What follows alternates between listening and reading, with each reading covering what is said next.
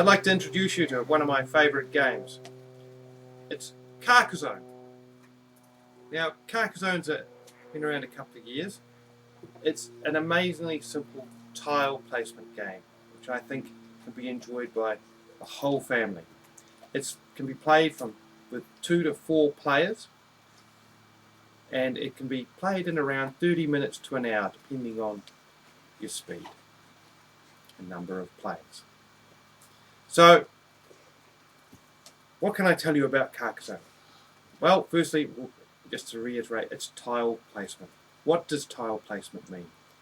Tile placement is where you draw small tiles and you use those tiles to place adjacent to other tile pieces, and in the process you build up a larger picture. Now, Carcassonne's a bit like a puzzle because you're building up a picture of a medieval French landscape. There are small cities and larger cities which you can build. There are road networks, farms. It's quite an amazing picture to watch unfold. In fact, for those of you who have a graphical sort of nature and like to just look at beautiful things, watching a Carcassonne picture unfold in front of you, it can be just amazingly interesting every time because no two games are ever quite the same. Carcassonne comes in 2 versions. You may find the older versions available second-hand or perhaps still brand new in some shops, but the slightly later release does mention in small print on the cover just here that it includes the river expansion. The river expansion we will get into later on, but it adds quite a lot to the game and how it starts out and plays out. And I personally, if you have the choice between getting with the river or without, I would get the option with the river every time. If you get the original version, you can still buy the river expansion kit that is available still. So, without further ado, shall we have a look in this box, see what we've got, and go from there. Right. Now, it's a lovely textured, almost canvassy sort of feel to this game. Everything's got a nice heavy embossing on it. First of all, we have some rules. Now, the Carcassonne rules are very straightforward and I think reasonably well written and laid out. Now, obviously it was written in German originally, and this has been, I feel, well translated to English. I felt after reading through that I was quite capable of tackling a game, and it comes with many illustrated examples for you to follow and understand the game quickly. The only time I've really used it after the first game is for the first couple of games was getting the hang of the scoring. Now, the scoring in this game can be, there is a bit of strategy involved. So sometimes the scoring is not quite as clear as it might seem. But anyway, big plus for the rules. There is a scoring track. Now, the scoring track is just a simple way of moving a piece along to record each player's score. Nice and simple. And inside, well, there's just a whole bundle of pieces. Now, each piece is like a little tile. We'll get into these a little bit more close up. But they have elements on them which depict rivers, cities, roads, all sorts of things. Where are we?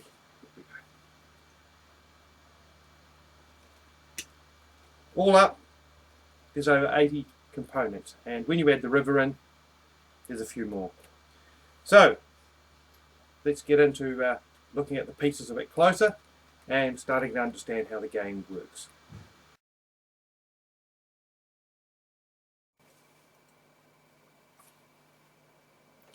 Carcassonne pieces, take 3. Here is our starting piece if you play the basic game without the river. As you'll notice, it's got 3 main features. It has a part of a city wall. and cities are defined as these brown areas which have a actual wall around them. This one is incomplete till it has at least one more piece with a wall which matches both the ends of the existing wall. There is this chalk road which goes across the tile, and there's this green farmland which is actually divided into two areas by the road. So at this point they are quite distinct areas for farmers. If you're playing with the river supplement, you start with this piece here, which is the spring, and the river is this waterway running down. The farmland of note actually runs around the river, so unlike this chalk road here which divides the farmland, this piece actually allows the river, the farmland to run around the river. Now there are a number of other aspects to the tiles. For example, this is a cloister. A cloister could be thought of and looks a bit like a monk's abbey or church of some sort, and it's defined by the image of that church, and sometimes they have a road leading to them. Now other pieces in the game simply build onto it, each of these pieces, and when you draw a piece in the game, your intention is to place it so that it has matching adjacent facings. Now this piece, for example, could go there, like that, or it could be rotated like that, or it could be placed here, or like that, like that, or it could be rotated any number of ways and placed. It could even be used to complete that city there. And that's essentially how the game unfolds. But let's show you perhaps the river first, and then we'll show you how to play the game. The river has a start point, and the interesting thing about Carcassonne, it has no real orientation with the table. You can pretty much have it facing any direction you want, and after that it's really just about placing the tiles. So for the river, you randomly select river pieces and you place them again so that they are contiguous